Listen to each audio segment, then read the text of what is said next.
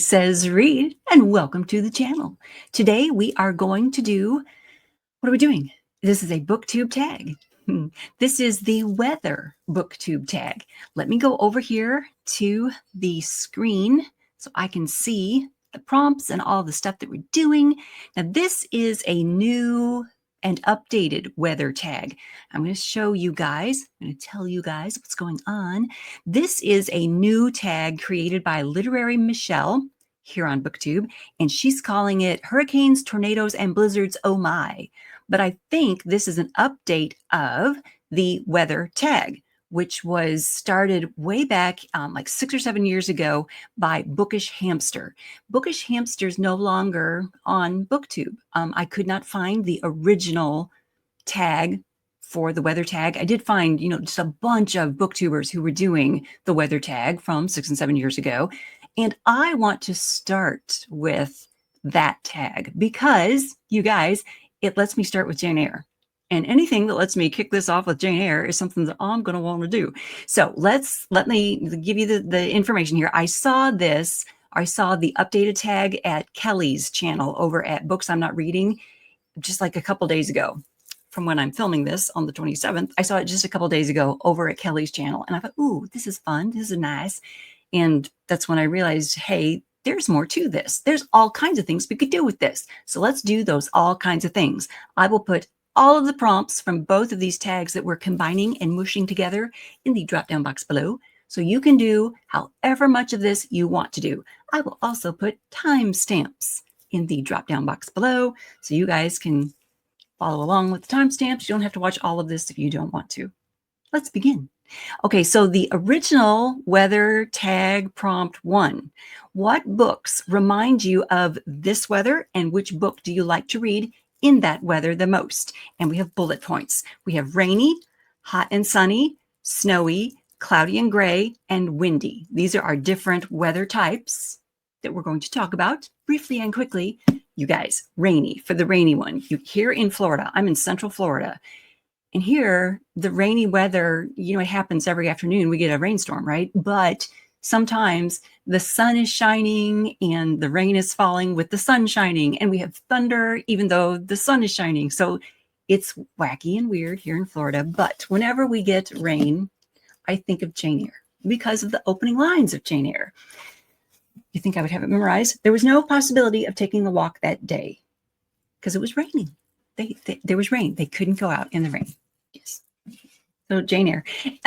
Okay, so what books remind you of this weather? Rainy, Jane Eyre reminds me of. Of course, it doesn't rain throughout the entire book of Jane Eyre, but yeah. Hot and sunny.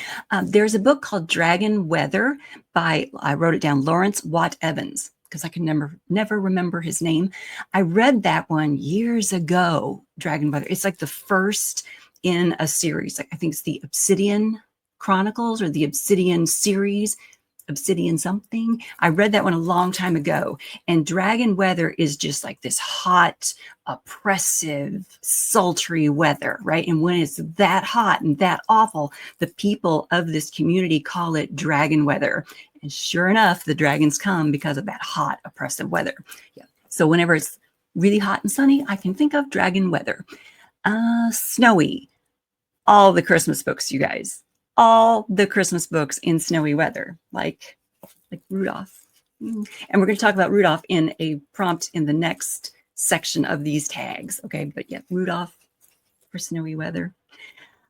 Cloudy and gray. Anything by the Brontes, right? Any of the books, whether it's Jane Eyre, especially Wuthering Heights and Tennant. I mean, all these, all the Bronte books, all the English Moor kind of books. Then windy. I'm going with the Brontes again because it's windy on the English moors. Okay. Number 2 in the first tag, what is your favorite weather? Guys, I must have sunshine. I must. Hence, I stayed in Florida.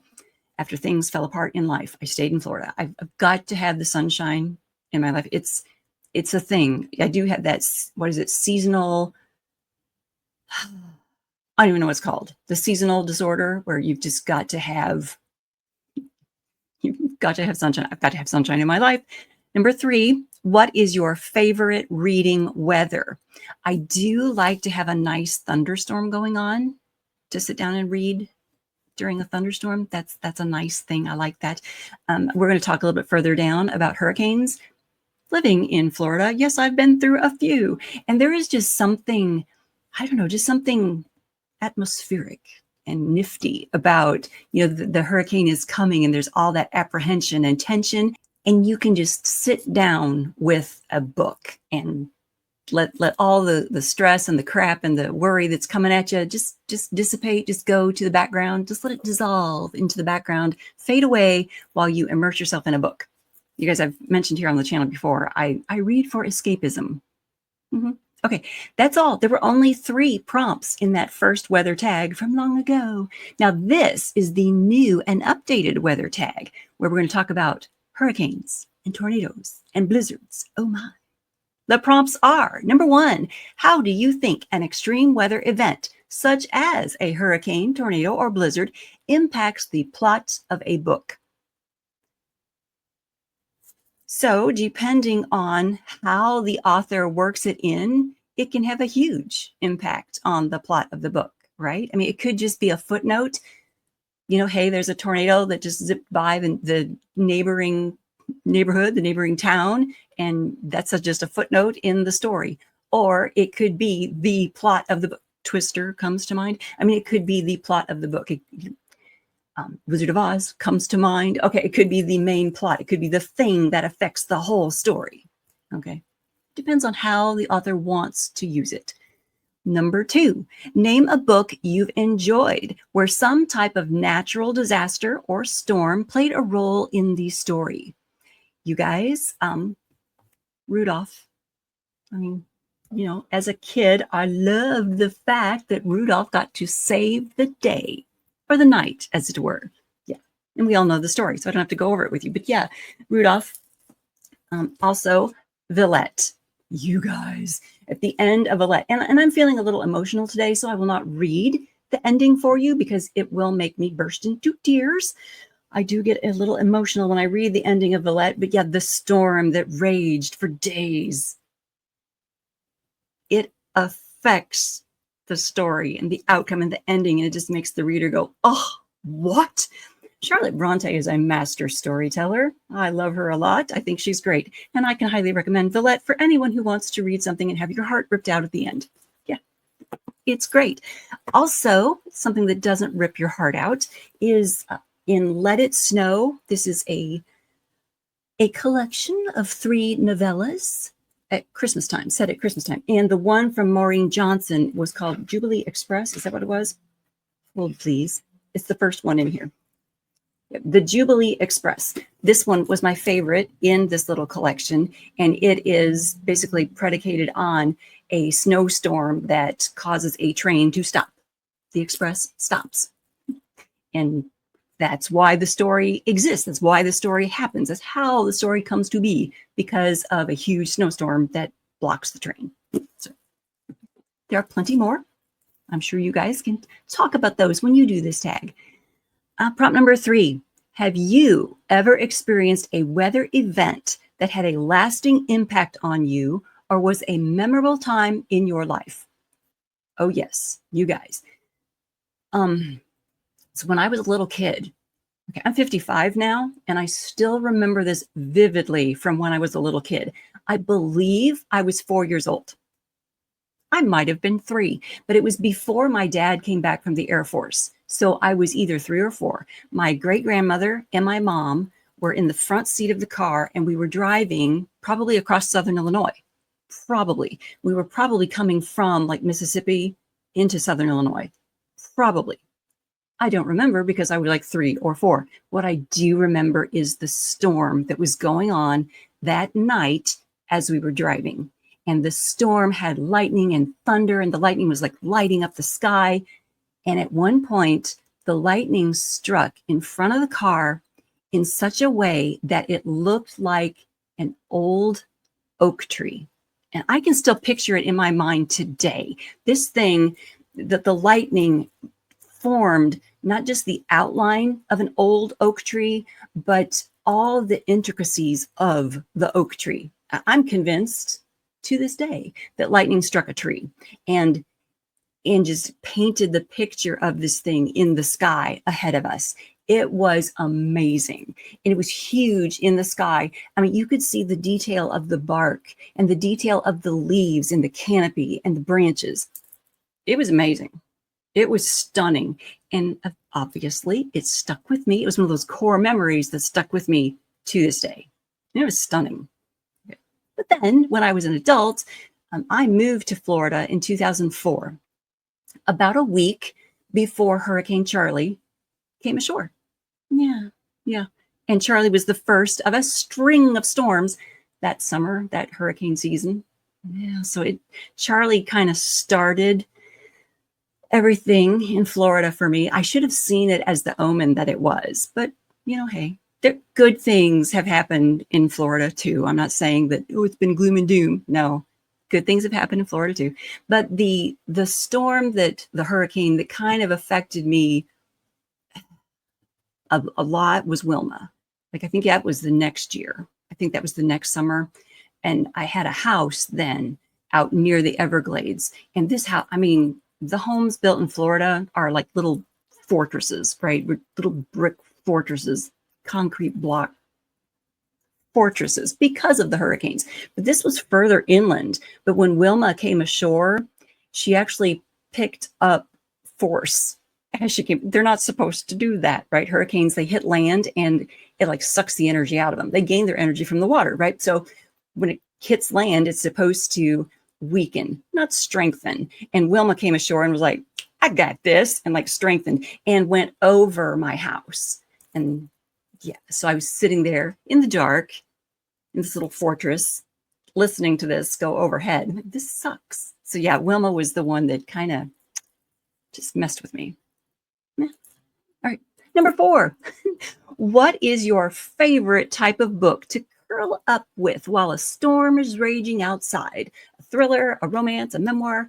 I like to read classics when Wilma is bearing down on the house. Read a classic until I go to sleep. I also like to sleep through storms. I can sleep through a hurricane. It's like rocking me to sleep. I've been on a cruise ship twice in my life, but I've been on a cruise ship when it was really stormy outside and it was like rocking the ship. It was rough waters, and it was, a lot of people were getting sick, but I was like soothed by it. I was like, I'm going to go to sleep now. And it's literally, the ship was like rocking me to sleep. It was wonderfully soothing for me. But I like to read classics when there's a storm brewing. Something about a classic.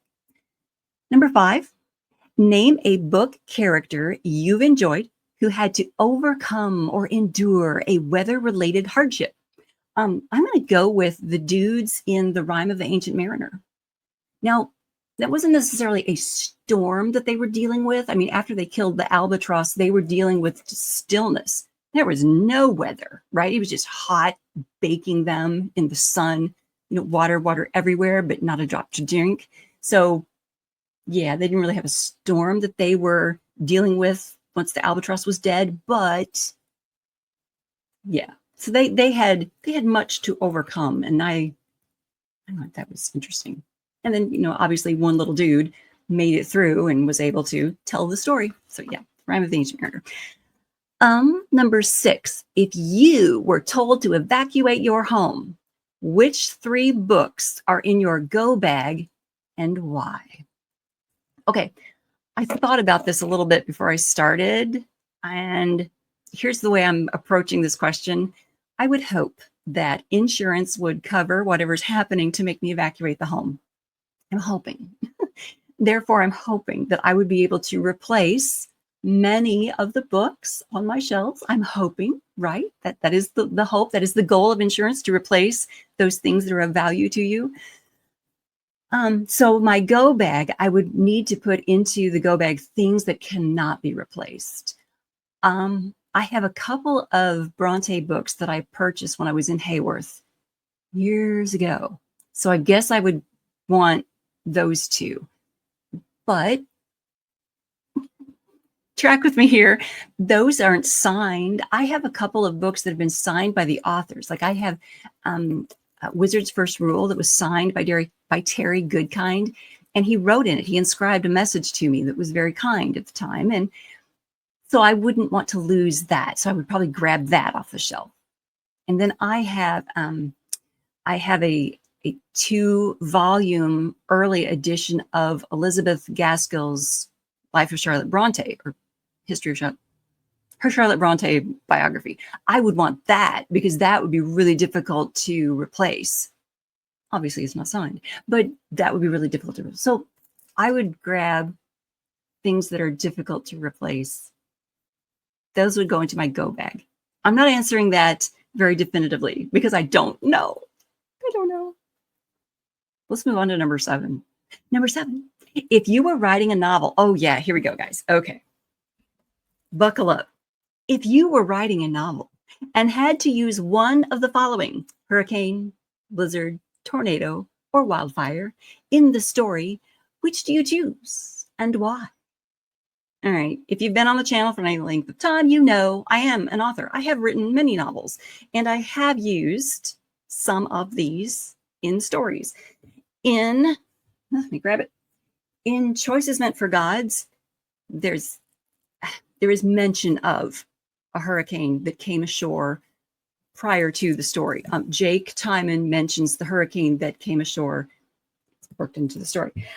In the Fairy Holidays series, my vampire satire series, the ghosts in the library are able to influence the weather because my vampires don't know that they can control the storm. They don't know that until later in the series. So Caleb, my hot and sexy vampire in Colorado, he uses the ghost that he has trapped in the library to do his bidding. So when he needs to keep his love interest from leaving, he has the ghosts in the library whip up a storm. So they whip up a blizzard so that she can't go to the airport. Well, she could go to the airport, but all the planes are, all the flights are canceled and the planes are grounded because of the blizzard. So yeah. Also, it's a really good device for letting my vampire come out during the day. I mean, if there's a blizzard and all the clouds, a cloud cover has come over the mountain, well, it blocks the sun and he can come out. Yeah, so it's vampire satire, you guys. I mean, crazy, weird stuff happens in this. Okay, so there's that one. And then I did put a hurricane in. I Know What Your Vampire Did Last Summer. Vampire satire. Okay, so I Know What Your Vampire Did Last Summer. This fellow, his hotel is in Florida. Go figure. And there's a hurricane. And this is when we learn that the vampires can control the storm. Nathan figures it out. Then in my Dragons in Space series, I don't have a wildfire, but in Problems in Anity's Core, we have a volcano erupting, and there is fire and lava and danger, danger, danger. Dragons in danger. Yeah. So yes, I do use weather events in my novels to heighten the tension or be satirical with vampires. We answered that fully. Number 8, is there a book on your current TBR that features some type of inclement weather or natural disaster? And I don't know. You guys, I have so many books around here that are to be read. And I've got some vampire books to be read. I bet there are storms in those because vampires can control the storm. Yeah, there's a lot of books to be read. So I'm sure there are some. So the answer to number 8 is yes. I just don't know which ones they are. All right, number 9 is tag some friends. So I will tag some folks. I'll put some other Booktube content creators in the drop-down box below so that they can enjoy either, this full encompassed double tag or one or both of these tags. Do what you want to do with this. Have fun with it. Be stormy. Thumbs up for surviving some of these storms, you guys. Surviving these storms of life. Keep reading. Thank you so much for tuning in.